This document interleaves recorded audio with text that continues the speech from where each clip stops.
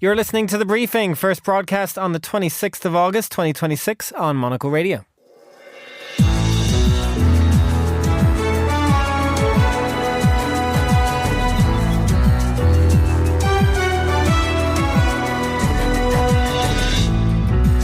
Hello and welcome to The Briefing, broadcasting live from Studio 1 here at Midori House in London. I'm Chris Chermak.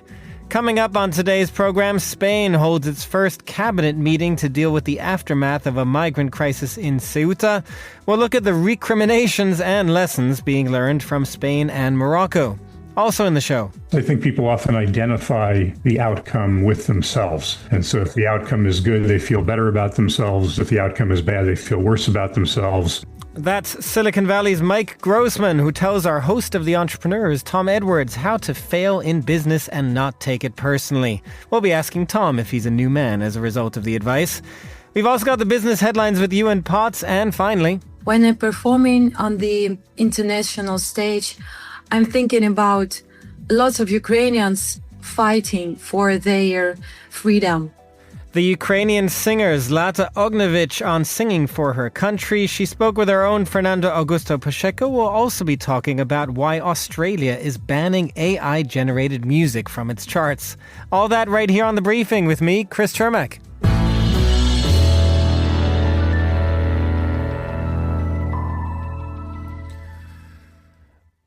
A very happy Wednesday to all of our listeners around the world. When the latest European migrant crisis erupted 4 weeks ago in the Spanish enclave of Ceuta, other EU nations used the opportunity to introduce border checks, arguing that these migrants could eventually reach their own shores.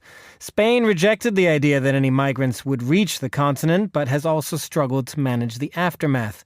At a crisis meeting of his cabinet this week, Prime Minister Pedro Sánchez has looked to centralise control of the issue, but he also faces a dilemma, as not all the migrants who crossed into Spanish territory will be able to be sent back. Well, Monocle's Europe editor-at-large, Ed Stalker, joins us now from Milan, and we're also joined by the Moroccan-based journalist Camelia Etchehab. Good to have you both on the show. Ed, let me start with you. Just give us a bit of an update. What is the situation in Ceuta currently as we understand it? Yeah, I mean, in Ceuta now, there's still migrants that are there on the beach, people walking around. The situation has still not been resolved. This all goes back to the 30th of July when there was this massive influx of people crossing over the fences and into this Spanish enclave that is in North Africa, one of a couple of Spanish little town enclaves that are in that part of the world. And, I think regardless of your political colour, whether you're on the left or the right, you would probably feel that Pedro Sánchez, the Prime Minister of Spain, hasn't dealt with this very well. He's been very slow to respond, and even his Defence Minister, Margarita Robles, sort of admitted that they were sort of late to act on this. You mentioned some of the things that have happened. The government has, after almost a month of this situation going on and being used by the right in Spain to attack the government, it's decided to name someone, basically, Ángel Víctor Torres, to sort of command the reaction to this crisis, to have one person dealing with this situation. But it has, as I said before, taken almost a month for this to happen, and it is not a good look for the left-wing coalition of Pedro Sánchez, especially, Chris, if you look ahead to the fact that you have elections that need to take place at some point next year, and the right will use all of this to attack the government. Camelia, to bring you in on this, I mean, you're based often in Casablanca. I know you'll be visiting Ceuta next week as well. But what has Morocco said about all of this? I mean, are they sort of washing their hands of it all in any role that they might have played at this point? Mm-hmm. The reaction of the Moroccan government has been criticized a lot by the left wing and also the Human Rights Association, because the first reaction was silence for a few days, didn't say anything, and then came back to say basically that it was not really their fault that people managed to cross the border, that it was like a bit of a rumor that started a few weeks ago about a new court decision in Spain saying that if you come to the border swimming, you cannot be expelled right away. So they are saying basically that the rumor is the cause of this. And this reaction has been criticized a lot because they don't really recognize that there's a social crisis that's super important and that has led people to wanting to go. So, and moreover, the Prime Minister, Aziz Hamouche, he was in a holiday during the crisis, and he didn't come back until a few days after the biggest point of the crisis. So that was adding to the anger. And so now the government is trying to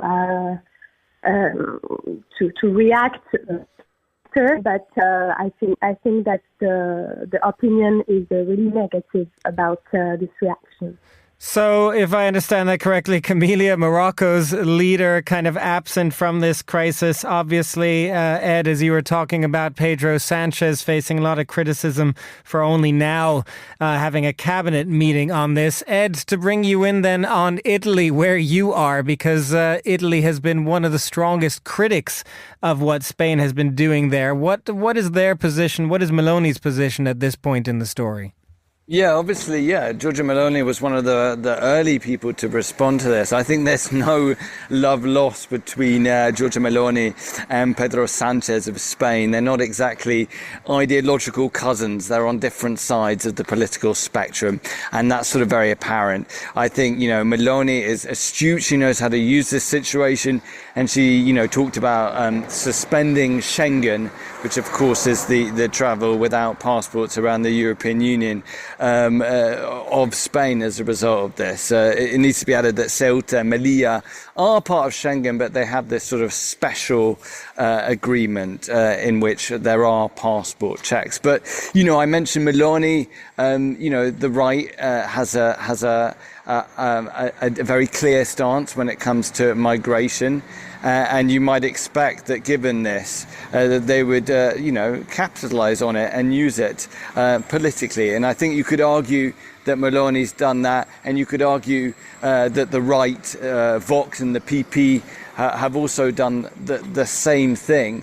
I think what's interesting, very briefly, Chris, is to sort of look at this in the context of Spain, the fact that actually Spain, with its left-wing government, has taken what is becoming an unusual step in the way. It's been very open arms in terms of migration. There was a mass regularization of undocumented people living in Spain that was announced at the beginning of the year has been taking place. And so it's taken what some would think is too much, what others would argue is a pragmatic approach to migration. And I spoke to the migration minister a few months ago for Monocle, and there was sort of a recognition that Spain needs to be like this if it needs to support its economy. But of course the right is saying that Spain hasn't done enough. It's basically open arms and it's allowing this to happen. Camelia, just a final word from you, because even if Morocco's leader, Prime Minister, has been somewhat absent from this, as you were describing, will they be looking now to sort of take advantage of this situation? They do, after all, themselves claim Ceuta and Melilla. Yeah, exactly. So after a poor communication at the beginning, I want to add that they haven't presented condolences and grief declared for the state.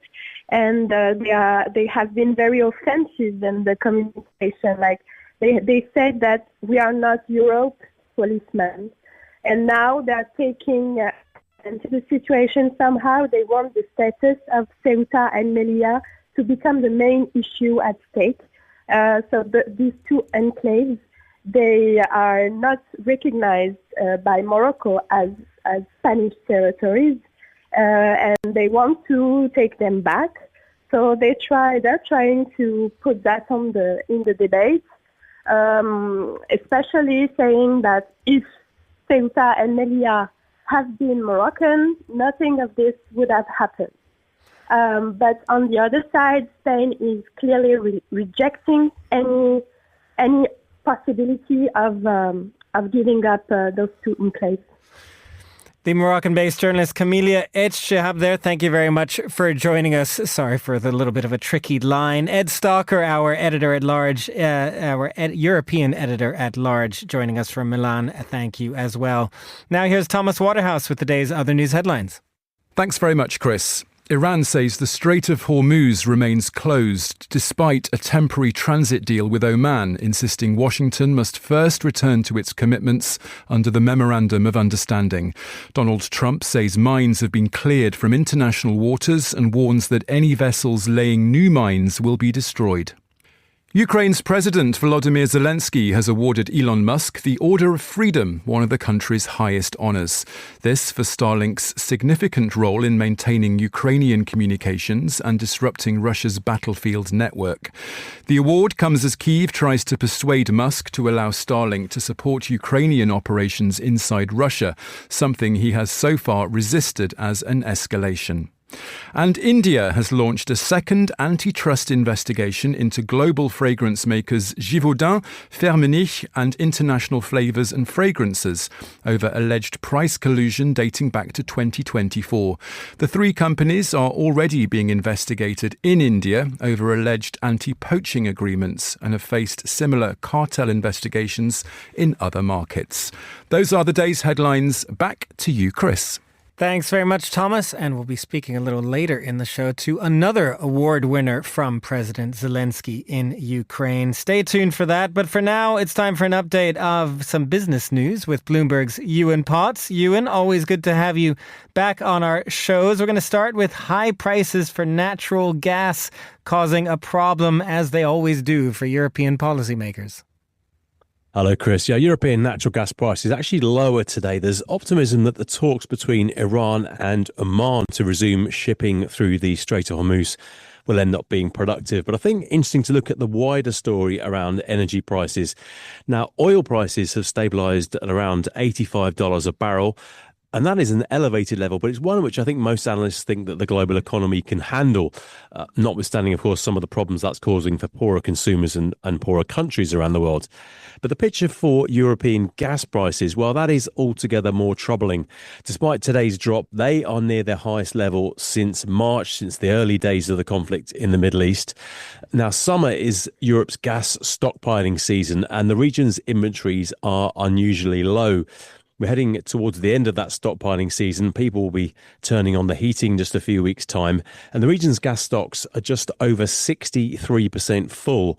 Now, that compares with a seasonal norm of about 80%, more than 80%, in fact. It's actually the lowest level of gas stockpiles for this time of year since 2009. So we are not well stocked when it comes to gas for winter. I think a couple of things have contributed to this problem. Asia has been outbidding Europe for LNG shipments, these enormous tankers of liquefied gas which go around the world. And this, whoever bids the most for these tends to get them. Now, Europe has been delaying buying LNG since the war started at the end of February, hoping that prices will come down. But of course, as it's dragged on, those prices have remained elevated. So we've not been taking in as much LNG as we should do. And it's also been exacerbated by the demand picture. The exceptionally hot weather has increased demand for electricity, and it's also hit supply as well, particularly a number of nuclear plants in France and elsewhere have been turned off over the summer because lack of water for cooling. And so that's meant we've burnt more gas to generate power. So there's been increased demand and reduced supply. So that means that stockpiles are low. A whole combination of issues making things tricky for winter. But you have one other story for us as well. We've talked a little on our shows before about this massive trial happening in the United States with the Instagram owner Meta over social media. How are investors looking at that? Yeah, Meta currently is being sued by 29 US states who allege violations of state consumer protection and federal privacy laws. They say that Meta knowingly designed features that encourage compulsive and prolonged use of its platform by young people. Now, Bloomberg understands that the two sides have now discussed a possible mid-trial settlement of the Blockbuster case, and that would obviously cut it short and reduce the financial penalties for Meta. By the company's own calculations, a loss of this trial could saddle it with penalties of as much as $1.4 trillion, which would be an amount unheard of in US legal history, and in fact an amount close to the company's total market value. So this trial is really quite something. Now, Meta, for its part, has denied the state's allegations. It accuses them of seeking unreasonable design changes to apps like Facebook and Instagram, and what it calls an outlandish payout. A really interesting related story which caught my eye, and that is an update on Australia's groundbreaking ban on social media platforms for under 16s. Now, that came into force at the start of this year. And according to this new research, more than a quarter of children between the ages of 13 and 15 are still on TikTok as of last month. And that is just 1 percentage point below the rate before the ban came into effect. And usage rates for Instagram and Snapchat, well, they are lower than for TikTok, but they've also begun to creep up as well. So it just shows that banning social media for children is not as easy as it looks. And I think these numbers are going to be carefully watched by a lot of other countries who've got their eye on doing something similar. You've got to hand it to the youth. Of course, they were going to find some way around some of these rules. We're also going to have another story about Australia banning AI music later in the show. But Ewan Potts, thank you very much for joining us. You're listening to The Briefing on Monocle Radio.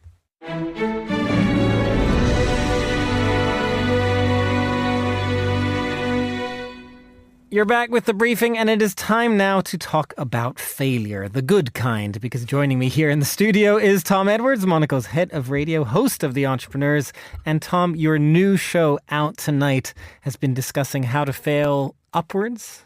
Well, I'm glad you qualified your introduction. Time to talk about failure. Here's Tom Edwards. That's pretty cold, Chris. Exactly. No, it's interesting. On the show, listen, regular listeners to The Entrepreneurs will know we're always interested in interrogating stories of success, big and small, from leaders who have turned around big unwieldy corporates to SMEs, kind of mum and pop shops that just do something right. We're interested in looking at the benchmarks of excellence.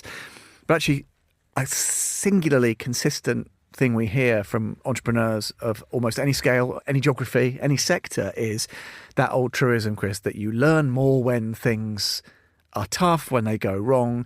You learn more from your failures, even whole failed enterprises, than you can ever do when everything works. And I think, like many cliches in business as in life, there's a great deal of truth to it. Well, it is definitely a cliche, which made me wonder whether this is something that can be taught. Is that something you've learned from when you speak to these entrepreneurs, or is it something kind of innate in people that they shrug off failures better than others? That's what, after all, makes an entrepreneur. Yeah, look, I think there's, you won't, in the same way you won't find any lazy, successful entrepreneurs. You will find few who are very brittle and who don't wear criticism, setbacks, or learn to wear them lightly. I think it's hard to learn how to fail. What's interesting, and we'll hear actually a little bit from this writer that Andrew Miller spoke to, Mike Grossman, in a minute, who's had a large number of failures and successes. One thing that you kind of are in control of as the steward of a business at whatever stage of its journey is how much you wear the dynamics of the business.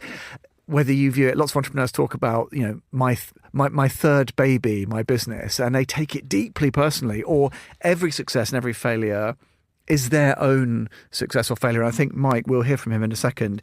He talks really interestingly about why there's a great imperative, wherever you're at in the journey, not to take things so personally. Maybe we should listen to...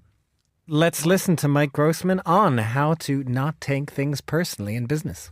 I think people often identify the outcome with themselves. And so if the outcome is good, they feel better about themselves. If the outcome is bad, they feel worse about themselves. And I know what that feels like. It doesn't feel very good. But the truth of the matter is that you can't control the outcome. You can control how hard you work. You can control whether you have a great team. You can control whether you're approaching a problem in a thoughtful way. There's a lot of things you can control. But what ends up happening, you can't control. And one of the things I wrote about was the company that finally was starting to succeed. We had pivoted several times. We started growing very rapidly. And at exactly the moment where it appeared that we were on our way, the U.S. Congress changed a law, legislated our business model out of existence. And just like that, we were dead in the water. And we had no control over that. That certainly had nothing to do with me or anybody else on the team. It just had to do with a U.S. senator who was trying to satisfy some constituents and make them happy. And it destroyed a business that was actually doing very well. And I've had the inverse experience too, situations where it looked like the universe wasn't going to cooperate no matter what we did. And at exactly that moment, a big acquirer swooped in and paid a very substantial amount of money to buy the company. So the unpredictability of it is something that is unavoidable. And one of the lessons I learned is don't think of the company as somehow connected to yourself. You're not your situation. You're not the company. Mike Grossman there, author of the book Failure is an Option. Tom Edwards still with me here. And what's interesting, I think, Tom, of what he was talking about there is not just about this idea of don't take failure personally, but also just be aware there's so much that can go wrong that is completely out of your control. Absolutely. And I won't reveal the name of the entrepreneur or any of the businesses, but I was chatting just this week, Chris, to an entrepreneur. We're talking about hit rates. He has exited companies. 62 efforts, 2 successes. So it's not even about... You gotta have gumption. Yeah, you got to have... Well, and you have to learn to wear these things lightly. The interesting thing, I think, in terms of, look, what can this actually mean if you're thinking of setting up on your own or breaking away and doing this? Focusing on some of the specifics of what Mike said. What are you in control of? You can control whether you build a great team. You can control the thoughtfulness of your solutions. And I think that point about personnel, whoever you're going to collaborate with, it's going to be intense. So you want to get on with one another. But also, if you have the right people, you can manage the mission. And all the entrepreneurs we speak to are very consistent in talking about how you build up the culture of your business. Now, people throw that around very glibly. What does that mean? And I think people have these waffly, vague suggestions of what culture means. But I think if you focus on the culture of your business being how low, the lowest bit of the bar. What's the least good fix that you tolerate? That's what informs your culture. So where you set that bar and how you police it with your colleagues and co-conspirators, that is something you can control, and that will inform the alacrity with which you can deal with challenges. Some advice for all you budding entrepreneurs out there. Tom Edwards, our head of radio and the host of The Entrepreneurs, which premieres with a brand new episode tonight at 2000 London time with Mike Grossman, author of the book Failure is an Option. You can read a Q&A with Mike on our website as well. And do check out our own 25 Life Lessons in Monocle's September issue out now as well. You're listening to The Briefing on Monocle Radio.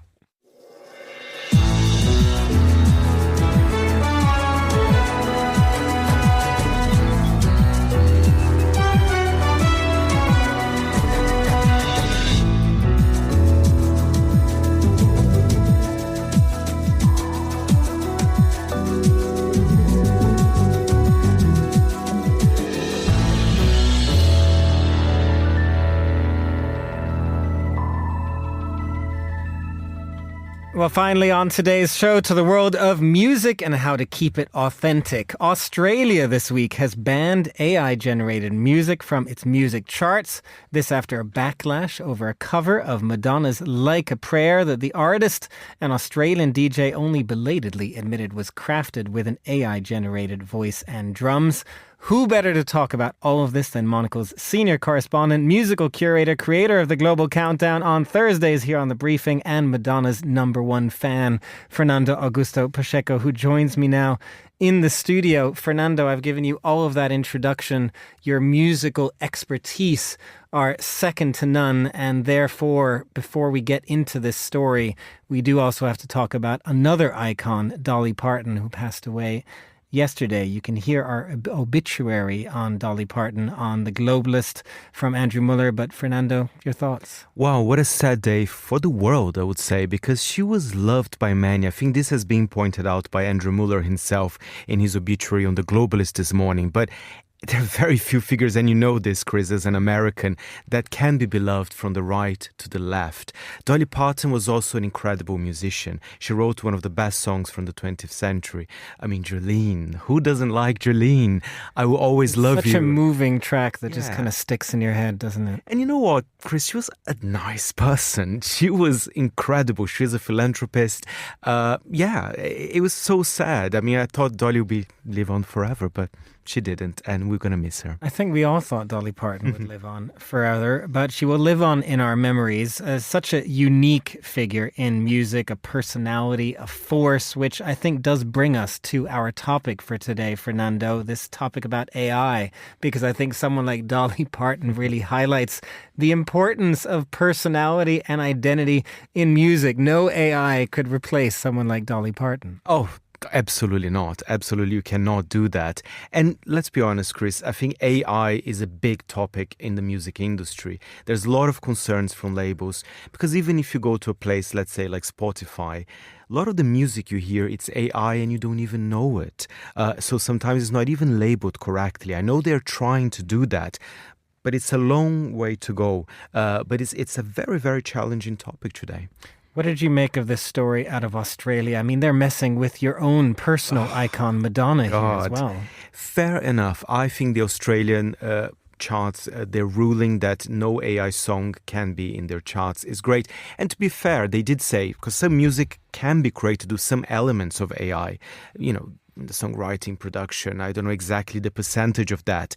But if it's a full AI song, then that's not allowed. And what I find interesting that the Brisbane-based DJ Josh Fawaz, who did the Like a Prayer cover, he said, you know what, fair enough, I agree. I mean, AI is not for everyone. So even Josh himself is not that bothered. But I think, you know, we are seeing this more and more in these official charts around the world. In Sweden, we had something similar months ago. Their number one song, they found out, was AI produced and then was removed from the chart. It was a number one. It was actually quite a kid's song, you know, it's kind of a lullaby kind of vibe. So I think the whole industry is definitely looking into that and saying how to fix a problem like this. Fernando, you look at someone like Dolly Parton and it shows the importance of identity, a personality in music. There is also a cultural perspective, I think, to this, that music showcases a country and its people. We're going to hear now from an artist who kind of epitomizes that side of things as well, and why that too is something that AI could never replace. Absolutely. I'll introduce you to an interview I did this week with Zlata Ognjevich. She's one of the biggest Ukrainian pop stars, and her music is great. And she was in Eurovision actually in 2013, my first Eurovision. I remember that very well. But she won a prize in the hands of President Zelensky as Honored Artist of Ukraine for her music work, but also for her humanitarian work. And in fact, she starts the interview telling how did she feel that with such a big honor right on Ukraine's Independence Day. That's all said and done. I see the picture of me and you do. I really need ya. Right now, at the present moment, I couldn't imagine what happened, you know, in 100%. I still understanding what happened today. For me, it's a big day. Receiving the title of Merited Artist of Ukraine today on our Independence Day, it's a deeply humbling and emotional moment for me. But more than personal pride, it feels a reminder of responsibility. When I'm performing on the, for example, international stage, I'm thinking about lots of Ukrainians fighting for their freedom. And now I'm staying on this stage and telling the story about the whole nations, about the Ukrainians through my songs. For me, it's very necessary. And right now, when Ukraine is fighting for its very existence, culture, have two fighting, you know. Absolutely. And we have to tell, our listeners as well that you're not your average pop star. You do create amazing pop songs, but you have a long experience when it comes to humanitarian activities as well. So I think your work has always been more than just the music as well, right? Yes. I remember my childhood in Crimea. Since there, I would like to not only singing music, I would like to support people not only with the songs and the music, but support with my ability and possibility to help them, because I have a voice, I have a stage, I have influence, and this is my way to help the other people. Закриваю очі, бачу рідний дім, спогади мої, торкати можеш знов. You mentioned Crimea. I've actually listened. You've released a song about Crimea very recently, right? I think perhaps that was the last song you released. I wonder, what can you tell us about that song? Yeah, my recent work is all about resilience, internal power, and emotional truth.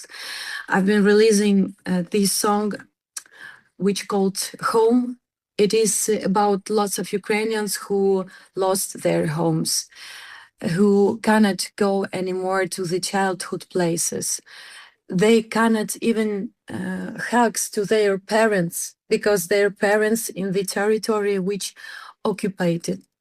And it's terrifying. It is so painful when you cannot see your mom and dad. You cannot go and just say to them, hello, what's up? You cannot. You can only call. And it's not everyday call, you know what I mean?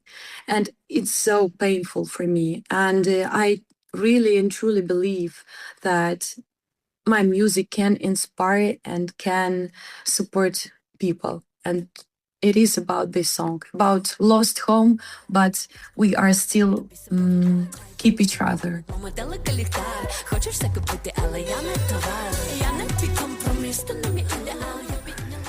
The Ukrainian artist Zlata Ognovich there, speaking with our own Fernando Augusto Pacheco. That's all the time we have for this edition of The Briefing. It was produced by Thomas Waterhouse. Our researcher was Kayleigh Martin and our studio manager was Elliot Greenfield. The Briefing is back tomorrow at the same time. I'm Chris Chermak. Goodbye and thanks for listening.